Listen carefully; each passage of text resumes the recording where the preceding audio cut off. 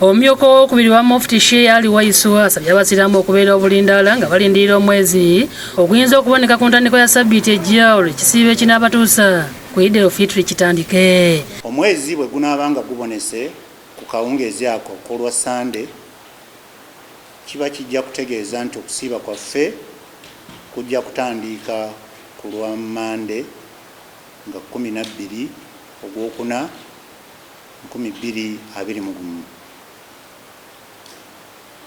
Bwe gunaaba tegubonese kiba kijja kutegeeza nti okusiiba kwa kutandika ku lwokubiri nga 13. Asinzidde mu lukuŋŋaana lwa bannamawulire otuuziddwa ku muzikiti gwa Gaddafi National Mosque e Kampala Mukadde n'asaba abasiraamu abalabye omwezi okutegeeza ku bakulu mu busiraamu nga bawadde n'ennamba z'essimu kwe basobola okuyita. Namba esooka eya Director of Sharia eri namba 070 2 2 9 7 2. Kyokka ategeeza nga bamaze okuwandiikira Ssaabaminisita Dr. Rakana Rugunda ku nsonga z'essaawa za kafyu bafune okulungamizibwa. Olw'okuba nti omwezi gwa Ramadhaani gukwatagana nnyo n'ebyokusinza mu kiro naddala esswala eyo eya Tarawe, tulina essuubi kubanga twawandiikira gavumenti wiiki nga 3 eziyiseewo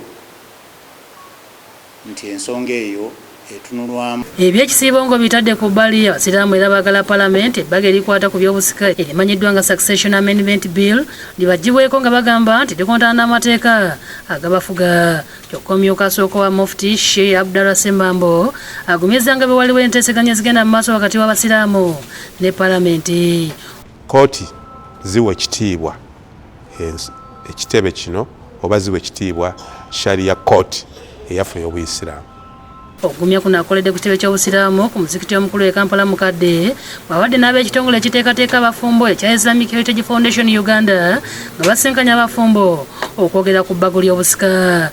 Bategeeza nti etteeka lyabwe ery'obufumbo erya Sharia oba erya Islamic law likyakola. Etteeka lino lirambika engeri entuufu ey'okufumbirwa wamu n'engabana y'ebintu by'abafu nga singa omukyala atali muwoowe azaala omwana takirizibwa gabana ku bintu bya kitaawe nga Sheikh Musa Nviiri bw'alambulula. Tetwetaagayo mateeka gonna malala gagenda tukayita supplementary gagenda kutujjuliriza obusiraamu bwatulambika obufumbo nga bwe ngambye okuva ku ntandikwa mpaka ku Zedi.